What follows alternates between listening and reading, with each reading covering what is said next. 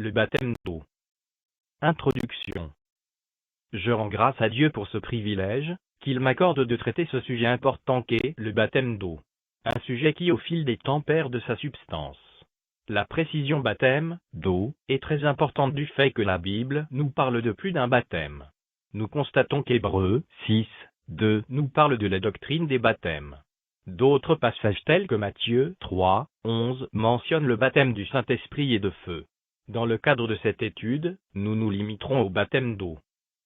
Ce qu'il est. Le baptême d'eau que la Bible appelle aussi baptême de repentance, comme nous le lisons dans Actes 13, 24, Actes 19, 4, Marc 1, 4, Luc 3, 3, ou baptême de Jean, comme nous le lisons dans Matthieu 21, 25, Marc 11, 30, Luc 7, 29, Luc 20, 4, Acte 1, 22, et Acte 19, 3, et l'engagement à vivre la vie de Jésus-Christ. Comment doit-il se faire?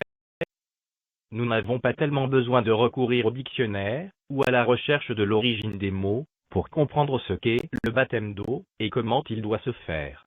Le Seigneur nous a fait grâce des recherches inutiles, en permettant que sa parole parle d'elle-même. Nous n'avons qu'à étudier minutieusement la Bible, et nous comprendrons, et très bien, tout ce que nous voulons comprendre. La Bible renferme sa propre définition, et sa propre explication. Nous concluons donc en disant que le meilleur dictionnaire biblique, c'est encore la Bible. Dans Matthieu 3, 6, nous lisons, « Et, confessant leurs péchés, ils se faisaient baptiser par lui dans le fleuve du Jourdain. » Matthieu 3, 16 dit, « Dès que Jésus eut été baptisé, il sortit de l'eau. » Acte 8, 38-39 dit, « Il fit arrêter le char. Philippe et l'eunuque descendirent tous deux dans l'eau, et Philippe baptisa l'eunuque. Quand ils furent sortis de l'eau. » Colossiens 2, 12. Ayant été ensevelis avec lui par le baptême, vous êtes aussi ressuscités en lui et avec lui, par la foi en la puissance de Dieu, qu'il a ressuscité des morts. Romains 6, 3, 4. Ignorez-vous que nous tous qui avons été baptisés en Jésus-Christ, c'est en sa mort que nous avons été baptisés, nous avons donc été ensevelis avec lui par le baptême en sa mort. Et même si nous faisions recours à l'origine du mot baptême, nous verrions que le dictionnaire ne s'est pas trompé. Le dictionnaire Petit Larousse nous dit que baptême, ou baptisé, vient du mot grec baptisin, qui veut dire immerger. Ceci vient confirmer ce que nous venons de voir dans la Bible, le baptême d'eau ne doit donc se faire que par immersion. Où doit-il se faire? Maintenant que nous savons comment doit se faire le baptême d'eau, nous pouvons aisément répondre à la question « Où ?» Le baptême d'eau doit se faire partout où l'on a suffisamment d'eau pour l'immersion. Il peut s'agir d'un cours d'eau, d'une rivière, d'un fleuve pour ceux qui en ont dans les environs, ou d'une piscine pour ceux qui en ont une, ou encore d'une baignoire pour ceux qui n'ont que cela. Ne vous laissez pas distraire par ces agents de Satan, qui vous disent que le baptême ne doit se faire que dans ce qu'ils appellent une eau courante. J'ai rencontré des sectes sataniques qui font de ce qu'elles appellent une eau courante l'unique condition pour valider un baptême. Et pour cette raison, dans certaines villes et dans certains pays, ces démons maintiennent les gens pendant des mois sans baptême, à la recherche de leur eau courante. En Europe, et dans les pays qui connaissent l'hiver, ils regroupent tous les candidats au baptême, pour attendre l'été. Et même en été, il faut encore qu'ils réussissent à trouver leur fameuse eau courante. Quand ces agents de Satan font ces bêtises, vous avez l'impression qu'ils sont ignorants, alors qu'ils savent très bien ce qu'ils veulent. C'est un piège qu'ils tentent aux gens, pour les empêcher d'être sauvés. Veillez à ne plus tomber dans leur piège. Ce qu'il faut pour le baptême d'eau, c'est assez d'eau pour l'immersion. Quand doit-il se faire? Dès que nous comprenons la signification du baptême, la question quand devient inutile. Mais comme le monde avec sa théologie a déjà abandonné Dieu, nous nous trouvons contraints d'expliquer ce qui est pourtant très simple à comprendre. Quand doit-on se faire baptiser? Jésus dans Marc 16, 16 nous dit que celui qui croira et qui sera baptisé sera sauvé. Ceci veut dire que pour que l'on s'appelle sauvé, il faut croire et se faire baptiser. Le baptême doit donc se faire immédiatement dès que l'on accepte Jésus-Christ.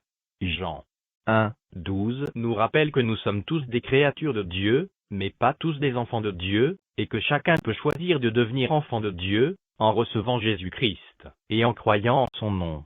Jean 3, 3 dit, « Si un homme ne naît de nouveau, il ne peut voir le royaume de Dieu. » Et Jésus précise dans Jean 3, 5, qu'il faut naître d'eau et d'esprit pour entrer dans le royaume de Dieu.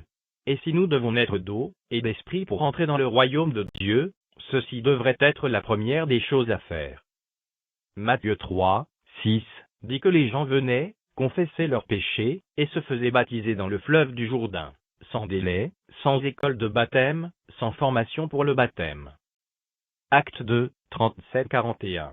Après avoir entendu ce discours, ils eurent le cœur vivement touché, et ils dirent à Pierre et aux autres apôtres: Hommes frères, que ferons-nous?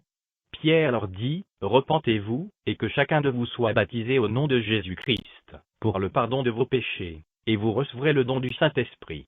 Ceux qui acceptèrent sa parole furent baptisés, et en ce jour-là, le nombre des disciples s'augmenta d'environ 3000 âmes.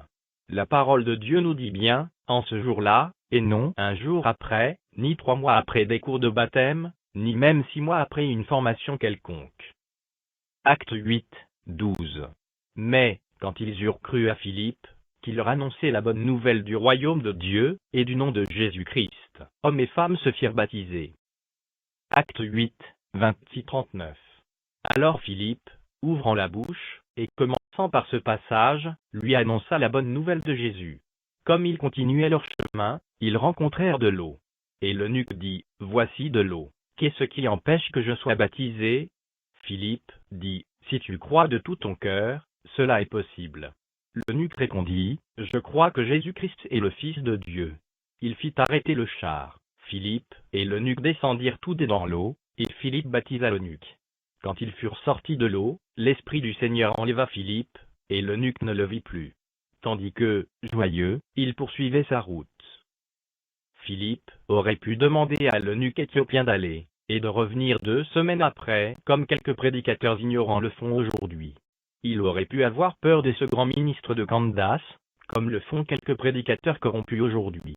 Il pouvait chercher quelques fausses excuses, comme on en connaît aujourd'hui, en évoquant par exemple le problème d'habits de rechange. Il pouvait aussi imposer quelques semaines de cours de baptême, comme nous voyons les insensés le faire de nos jours. Mais la Bible nous dit que Philippe appartenait à Dieu, et pour cela, il ne pouvait que mettre la parole de Dieu en pratique, sans créer d'autres méthodes mondaines, et sans passer par des théories de la théologie, qui ne sont que des théories sataniques. Acte 9, 17-18. Ananias sortit, et, lorsqu'il fut arrivé dans la maison, il imposa les mains à Saul, en disant: Saul, mon frère, le Seigneur Jésus, qui t'est apparu sur le chemin par lequel tu venais, m'a envoyé pour que tu recouvres la vue, et que tu sois rempli du Saint-Esprit. Au même instant, il tomba de ses yeux comme des écailles, et il recouvra la vue. Il se leva, et fut baptisé. Si Ananias était le genre d'apôtre, ou évangéliste, ou pasteur de cette génération, il aurait imposé à Saul au moins 6 mois de cours de baptême et d'observation, pour voir si sa conversion était une vraie conversion. Il devait dire que pour quelqu'un comme Saul, qui contribuait à la tuerie des chrétiens, on ne pouvait pas prendre le risque de le baptiser n'importe comment, sans se rassurer qu'il fût vraiment converti. Acte 10, 44-48.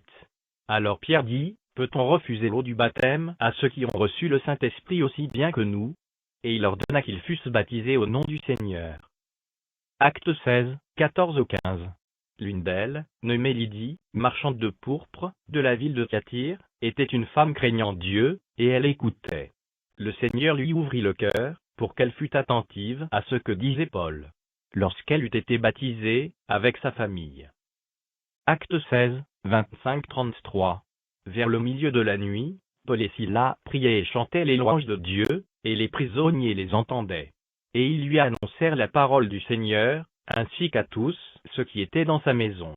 Il les prit avec lui. À cette heure même de la nuit, il lava leurs plaies, et aussitôt, il fut baptisé, lui et tous les siens. Les aveugles enseignants d'aujourd'hui passent leur temps à transmettre des théories humaines, qu'ils ont apprises dans des pourritures qu'ils appellent instituts bibliques. Acte 18, 8. Cependant Crispus, le chef de la synagogue, crut au Seigneur avec toute sa famille. Et plusieurs Corinthiens, qui avaient entendu Paul, crurent aussi, et furent baptisés. Je lance ici un défi à tous les docteurs, à tous ces prédicateurs du XXIe siècle, à tous ces grands enseignants d'instituts bibliques et des écoles de théologie, et aux soi-disant apôtres, qui, plutôt que d'enseigner la parole de Dieu, telle qu'elle est écrite, enseignent des théories sataniques, de me donner dans la Bible un seul exemple de quelqu'un qui a donné sa vie à Jésus, et dont les disciples ont choisi de renvoyer le baptême à plus tard. Quelques fonctionnaires salariés des églises, que l'on appelle à tort pasteurs, disent qu'ils préfèrent enseigner les gens avant de les baptiser, de peur qu'une fois baptisés, ces gens ne pêchent encore. Quel stupide raisonnement! Je recommande aux insensés, qui osent enseigner que le baptême d'eau est une option, de se détourner de leur folie, et se repentir avant qu'il ne soit trop tard. Le baptême d'eau n'est pas une option. Le baptême d'eau, c'est la repentance. Aucun de ceux qui refusent le baptême d'eau n'échappera à l'enfer, et aucun de ceux qui enseignent consciemment que les gens n'ont pas besoin de se faire baptiser n'échappera à l'enfer. Vous docteurs et enseignants, et tous les révérends pasteurs, vous grands évangélistes, si vous vous trouvez incapables de contredire par la Bible cet enseignement, détournez-vous de votre sorcellerie, et repentez-vous. Laissez les gros titres inutiles de côté, et asseyez-vous pour apprendre. Et vous grands enseignants des écoles bibliques, et des instituts bibliques, si vous vous trouvez incapables de prouver par la Bible que cet enseignement est faux, vous n'avez qu'une seule solution, fermez très rapidement ces temples de cupidité, et ces cavernes de voleurs que vous appelez instituts bibliques, et cessez d'égarer le peuple de Dieu, sinon vous le payerez extrêmement cher dans les prochains jours. D'où viennent donc les théories de la formation pour le baptême, et des cours de baptême? Ce ne sont que des enseignements démoniaques, bien conçus par Satan pour séduire et égarer le peuple de Dieu. Ceci nous montre jusqu'à quel point la parole de Dieu est méprisée et abandonnée ces derniers temps. Et quand l'on sait que Dieu a dit dans 2 Jean 9, que quiconque va plus loin et ne demeure pas dans la doctrine de Christ n'a point Dieu. Vous comprenez à quel point la séduction a envahi le milieu religieux. Car plusieurs de ceux qui se détournent de Dieu pour enseigner et pratiquer ces théories sataniques prétendent être au service de Dieu. Pendant qu'on parle du retour de Jésus, ils en parlent aussi, comme si c'était une bonne chose pour eux, ignorant que ce jour sera désastre pour eux.